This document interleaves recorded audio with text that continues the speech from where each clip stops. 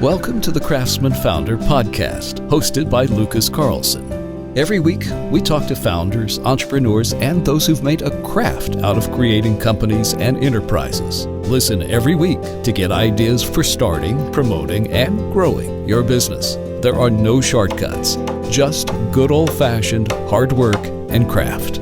So sit back, relax, and enjoy this week's interview.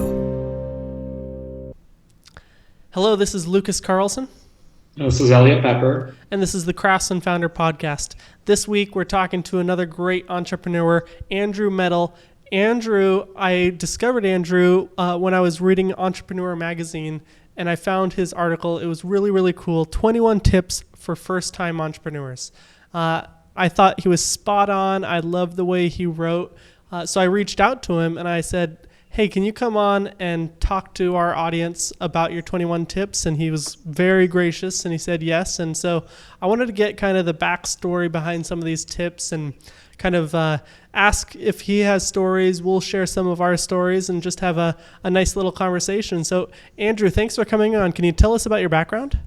Thanks, Lucas. Yeah, absolutely. I have actually been an entrepreneur since forever. I started my first business when I was 15 in high school. I created a clothing company and parlayed those earnings into a mobile detailing business. What kind of clothing? It was like a little surf company that Nice. I started t-shirts and stuff, did that with a buddy, and then, took that money and created a mobile detailing business where I was actually going out into the neighborhood and mobile detailing at businesses and doing people's cars and stuff. But since college, I went and, I started my career off working with an angel investment team. We focused on tech startups and sports nutrition. We eventually made an investment into a sports nutrition company. The company's called Progenics. It's the title sponsor of the CrossFit Games. And so I got just majorly exposed to startups like from A to Z, from raising capital to building products, to assembling teams, to taking products to market, scaling, all of that stuff. And then from there, I got the entrepreneurial seizure myself and jumped in. I started 3 different companies. I actually started a high school sports company. It was like a Google meets Facebook for high school sports. I started a business and lifestyle and technology magazine for the young, rich, and ambitious. It was called Ambition. And then I started a mobile app with a friend for nightclubs. Unfortunately, I don't know if you know this part of my story. I write about it on Entrepreneur, but when I was younger, I had gotten in some trouble. And so while in the middle of building those companies, something I had done in the past, I was actually sent away to prison for 2 years. Wow. So I went to prison for 2 years, and I had to come back and rebuild my startup empire. I read 197 books when I was gone. I wrote my first book. It's called Hacking the Valley. It really, I had all this startup experience. I went there. I used my skills as an entrepreneur to kind of thrive and survive while I was gone, maximize my time. Like I write about this stuff all the time.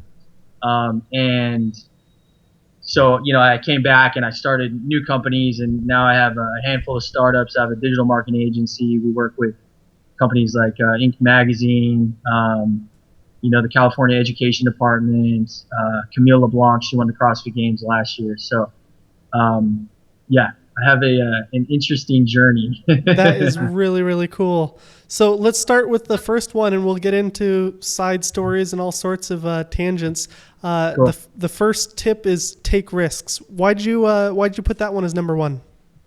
That's my favorite. I think as entrepreneurs, we have an interesting, threshold to risk. I think the more experience I get as an entrepreneur, I realize that mitigating risk is extremely important. But nonetheless, I think even just the way we view risk, for me, being an entrepreneur is less risky than having a 9-to-5 job. Other people might not think that's the case, but I think that, controlling my destiny and my profession and my business and my life and my finances, like to be in control of that is less risky than, say, go and work a 9-to-5. But at the same time, there is obviously inherent risk with being an entrepreneur. And I think, that's part of what makes us unique as, startup founders and entrepreneurs. Yeah, I think that's a fantastic point, something I bring up a lot. And what is the risk for being an entrepreneur? So the risk of being a 9-to-5 employee is you get fired, right? And you don't have any control of that. It can happen any day for any reason. What's the worst that can happen as an entrepreneur? I think there's a lot of bad scenarios, but the worst is you fail and you start over. Yep. I mean, if we want to keep it simple, the business doesn't go as you expected, and fortunately for you, if that happens, you're going to learn way more than if things actually went the way that you intended, because we learn way more from failure than we do if things were going the way that we expected, right? So in a worst case scenario, your first business or whatever project you're working on doesn't necessarily pan out the way you envision, but you still learn in that process and you're still growing. And, if that's a worst case scenario, that you learn a ton about businesses and building businesses and startups in general, that's not such a bad scenario. Absolutely. And then all you have to do is either start another company or get a 9-to-5 job, which is basically the same amount of downside risk as losing your job, having a 9-to-5 job. But with a 9-to-5, your upside is capped. You're never going to make millions of dollars with a 9-to-5. With a startup, downside is you get a 9-to-5 job. Upside is unlimited. Right.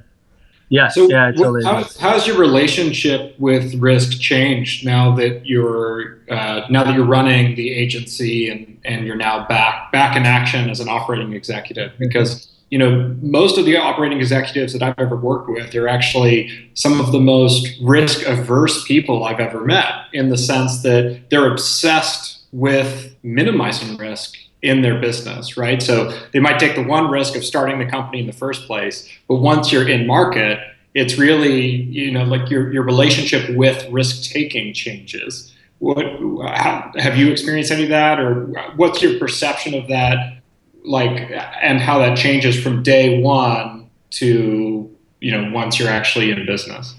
Yeah, no, I think that's a phenomenal question and a great point. I think, and mind you, obviously there are different types of companies. You can have a product-based company, you can have a service-based company. So this is the first time I've ever built a service-based business on my own.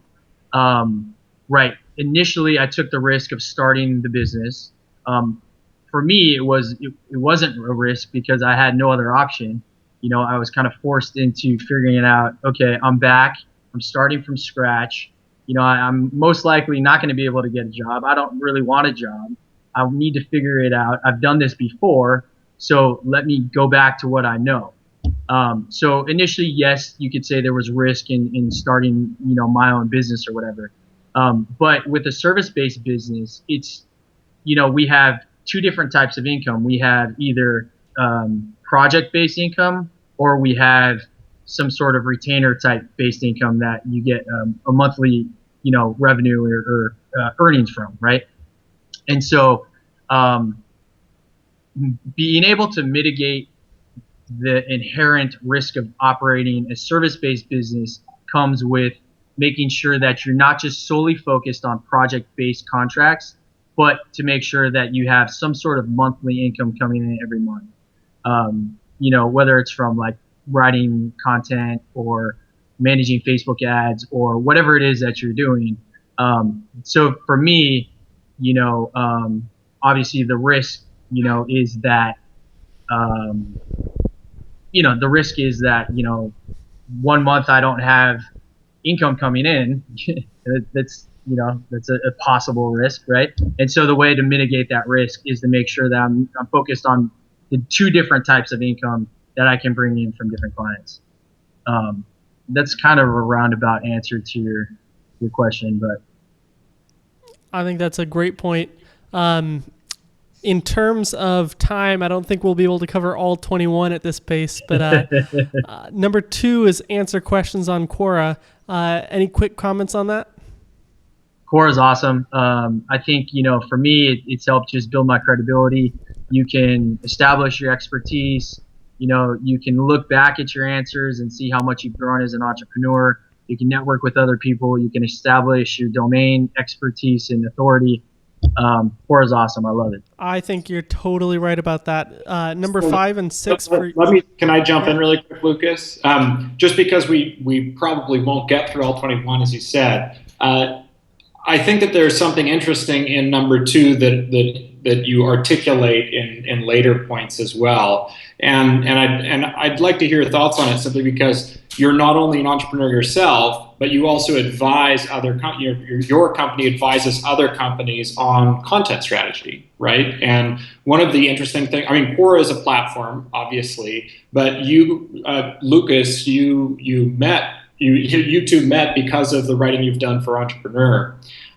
So clearly that's a big part of your work. Is there something about content strategy or how entrepreneurs and business people view storytelling that you think most people get wrong? What's the piece that most business owners or founders don't understand in terms of articulating their story to the broader world? So it's sometimes difficult for me even. So I write a lot. I write frequently. I write every single day. For the past 4 years, I've written every day of my life. And it gets easier the more you write, but especially early on when you're creating content, it's sometimes because you know yourself so well, it's sometimes hard to position yourself in the way that you need to truly position yourself. That will be beneficial to your company and your brand. And sometimes you want to just talk about the things that you want to talk about without really understanding and knowing your audience. So being able to position yourself in the proper way, and then also being able to speak intelligently, clearly, and articulate to your right audience your message is extremely difficult and sometimes hard to do when you're so close to yourself or your business. Sometimes you need someone else that is a little bit more removed from you or your business to come in and give you those direction and help you with positioning. I think that's fantastic. I think that one of the things I loved about your answer about Quora is also your number 5, 6, and 7, network up, network horizontal, network down, because I get this all the time from first-time entrepreneurs who are like, I don't know any investors, I don't know any entrepreneurs, I don't know anybody. It's like Quora is full of investors, entrepreneurs, founders, incredible people, and so you don't actually have to even be introduced to any of these people because they're already on Quora. So if you just hang out there, answer questions, be friendly, and socialize, like you said, you are networking. That's if you're not in the Bay Area, if you're in the Midwest or someplace that's hard to talk with investors and advisors, Quora is anywhere. So I think that's a really interesting point. Yeah, I completely agree. Yeah. Cold email everyone, number 3. What's that one about? You never know. I like to talk to everyone all the time. I am constantly networking. I'm in Orange County, California, and I can't be in New York. I can't be in San Francisco. I can't be in Austin, Texas. I can't be in Denver. I can't be in all these different places at once. And so the way that I communicate with people is I find them, I figure out how to send them an email, and I connect with them. I usually lead with my story because it's a unique story. It's got an interesting hook. And then I build a relationship with them. I've started doing this with Neil Patel, who's someone I look up to and someone I respect. I've reached out to a bunch of different people. Lucas, after watching your podcast with Tucker Max, I decided to reach out to Tucker, and he and Excellent. I had a conversation. And he's been really great in giving me some just amazing advice. I'm going to write an article for him on Entrepreneur about Book in the Box because I think it's a phenomenal product. So it's easy to start building relationships. Even if it's a cold email, it doesn't matter. Like, people are willing to listen, at least from my experience. Everyone's been super responsive and willing to talk, and just starting a conversation. I'm a firm believer in building a relationship, and you have to be able to do that. If you can't reach them through social media or these other channels, email is still the greatest way to do that. So.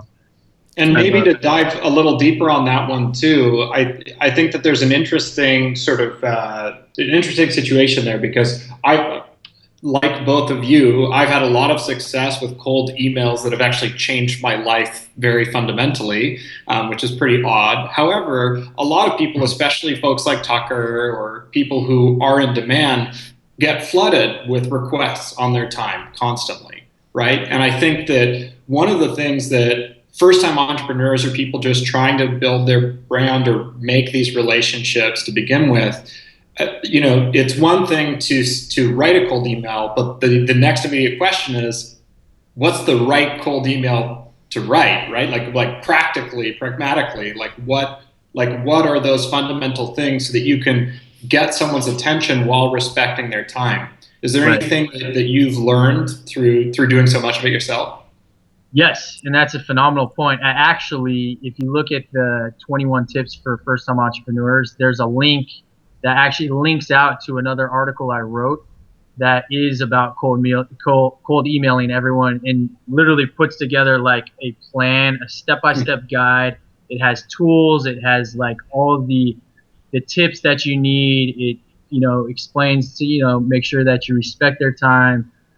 Lead with some engaging story, make sure you're writing for a purpose, like all of those things that matter, the proper etiquette, all of that I've put actually in another article that I wrote on Entrepreneur. So it's a great point, and I've actually literally like step by step mapped it out for people to use. Perfect. We'll include those in the show notes. That's awesome. Number 4, keep an idea journal. And I love this one because I'm a huge James Altucher fan.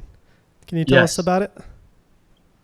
Mine's right here. It's in my backpack right next to me. But yeah, I mean, I write 10 ideas every night. It started when I was, my family and I now call it studying abroad.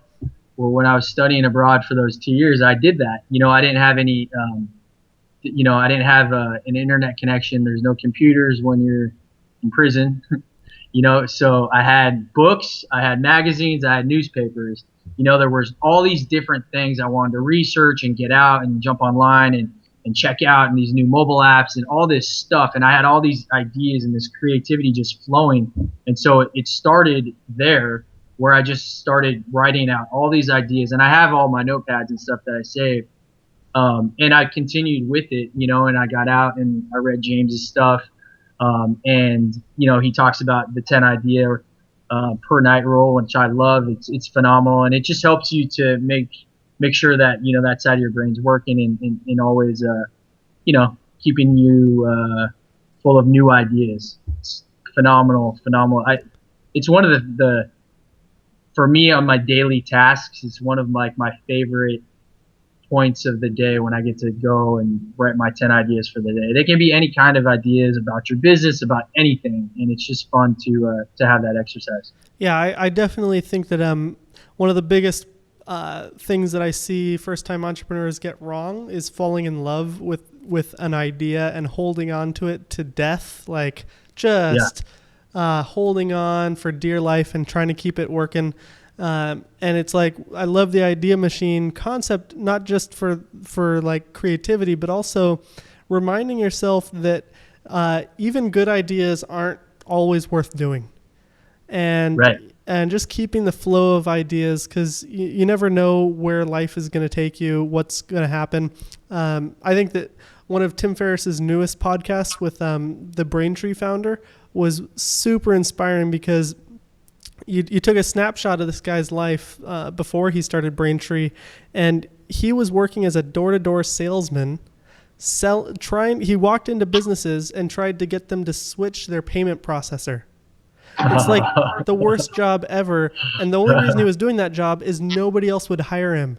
He was unhireable, had no marketable skills, and so he took the lowest job at a payment processor, door-to-door sales guy.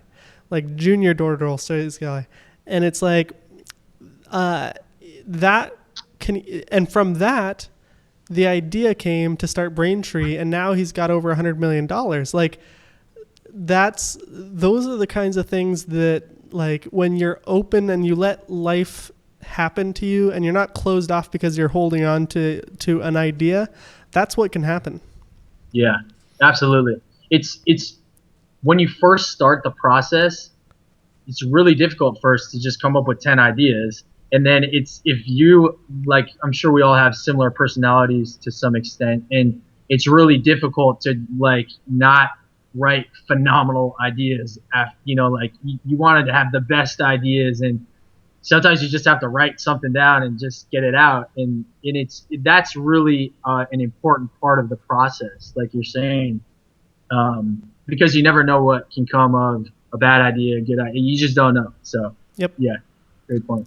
Cool. So we'll skip the networking ones, go to number 8, be open to advice.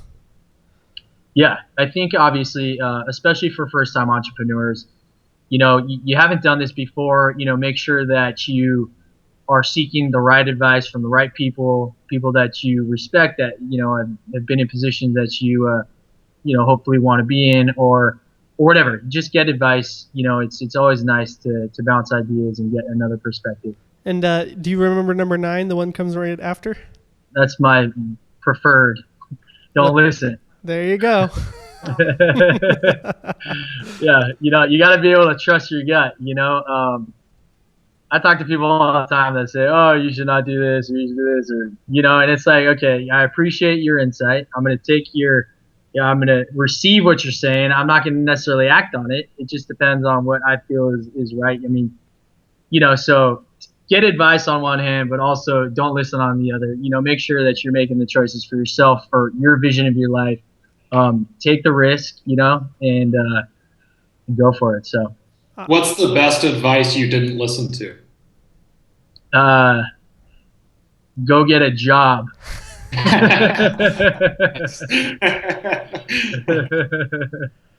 What are you doing?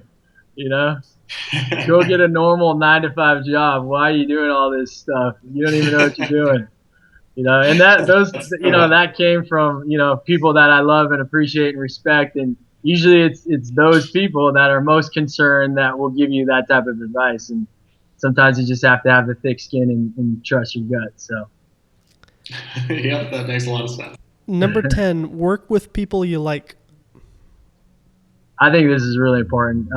I've built businesses with people I may have respected in certain situations, but maybe not fully, or, I like that they were good at one component of business, but then, they lacked moral values, or just different scenarios and in different situations. And I've just learned over time, especially when you're building a business and a startup, there's just so much that goes into it.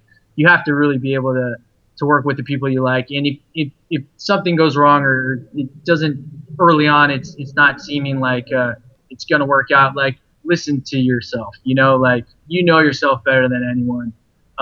It's not worth it in the long run. The potential doesn't even matter. The opportunity is it's not worth your sanity, or, whatever it is that you could go through with a bad experience. And, the people that you work with really, they shape a lot of your life. They shape a lot of your life. You're with them all the time.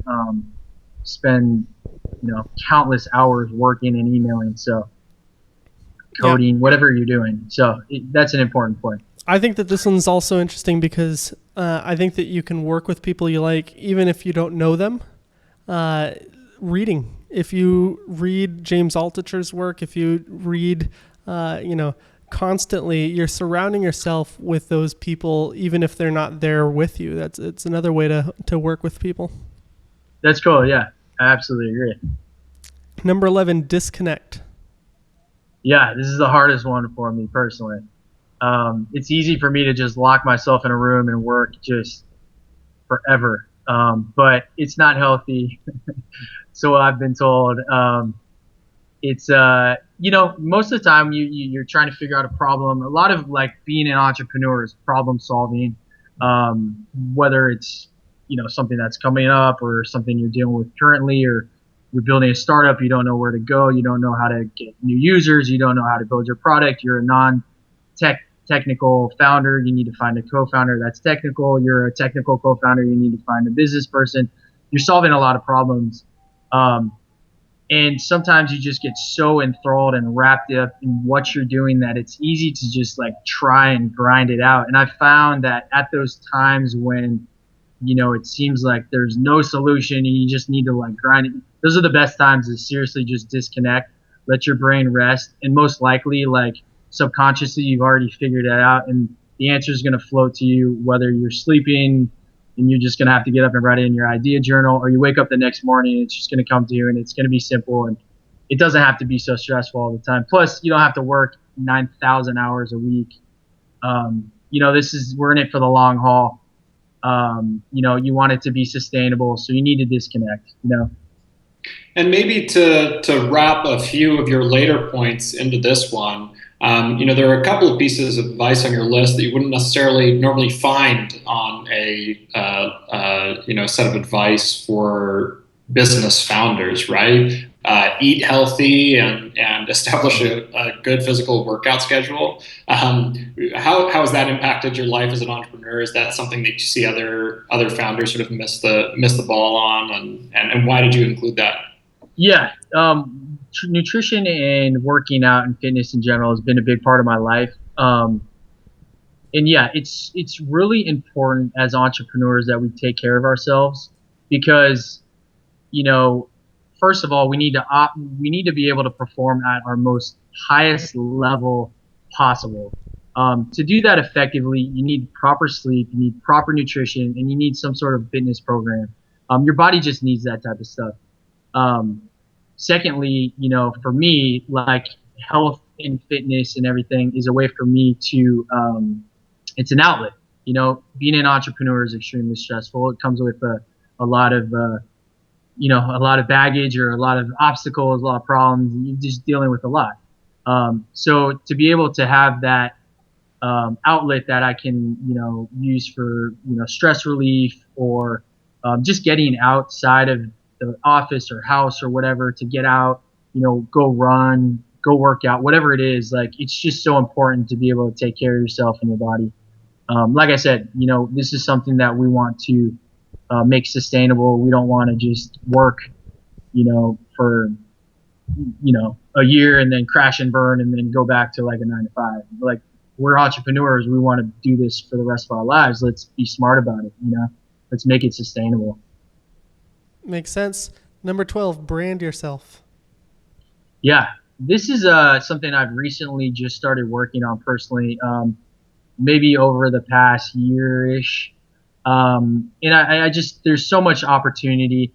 I don't know what companies I'll own in the future. I don't know what projects I'll be working on or products I'll be building. But if I can brand myself, I'll always have my personal brand. My brand can change, but at least if I have a brand, I have a following. I can use that to influence others. I can use it to promote businesses I'm in. I can use it as value to other people. I think it's really important. I learned a lot from Neil Patel. Obviously he's a huge fan of personal branding, and I followed a lot of his stuff and agree wholeheartedly with his approach and just personal branding and development in general. So. Awesome. Makes a ton of sense. So I know you're a busy guy. What I'm going to do is I'm going to read the rest of yours that we haven't covered. And I want you to pick one or two that are your favorites that we haven't talked about. So we've got learn every day, write down what you learn, use LinkedIn, read everything, eat healthy, get a part-time job, ask for help, and don't ever give up. And there's a bonus one. Which ones are your top out of those? Learning is my favorite. I'm constantly learning. I'm reading all of the time. For me, I feel like life is about like perpetual development, growth, and evolution.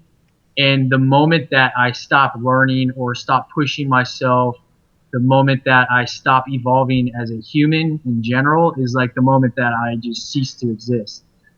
So for me, like continued education and learning, whatever it is, like I'm doing all sorts of different things. I go to code boot camps. I do Code Academy. I learned a new language recently. I want to learn how Which language? Korean. Nice. Yeah. I can't speak it well, but I can read it. and I really don't know a lot of the words that I'm reading, but I'm still in the process of learning, obviously. I want to learn how to break dance. Like, that's always been something that I've always wanted to be able to, like, do the pop thing. But, you know, I just feel like that's what life is about. You know, it's about development and continued education, continually, like, pushing yourself to new limits.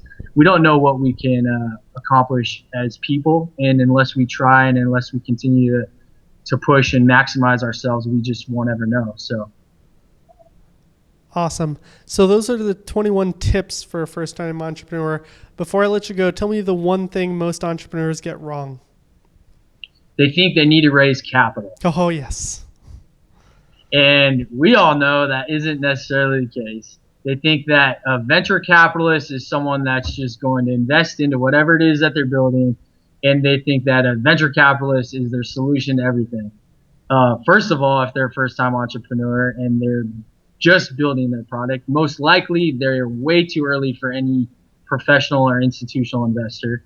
Most likely, you know, they probably are way too early for even a family and friends round. The first thing they need to do is go and figure out how to create some sort of MVP to test their product, to make sure that there's some sort of demand, get it out there, you know, test constantly. Like, we all know the lean startup methodology. I think it's still a solid framework to build off of.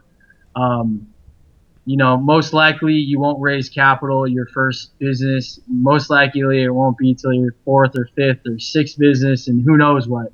But that's not the solution.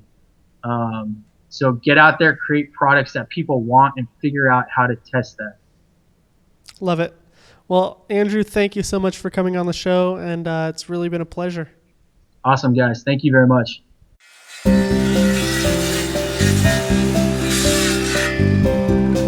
Thanks for listening to the Craftsman Founder Podcast with Lucas Carlson. If you like what you just heard, we hope you'll pass along our web address, craftsmanfounder.com, to your friends and colleagues. Be sure to check out our archive section on our website for previous podcasts. This has been a Craftsman Founder production. Join us next time for another edition of the Craftsman Founder Podcast.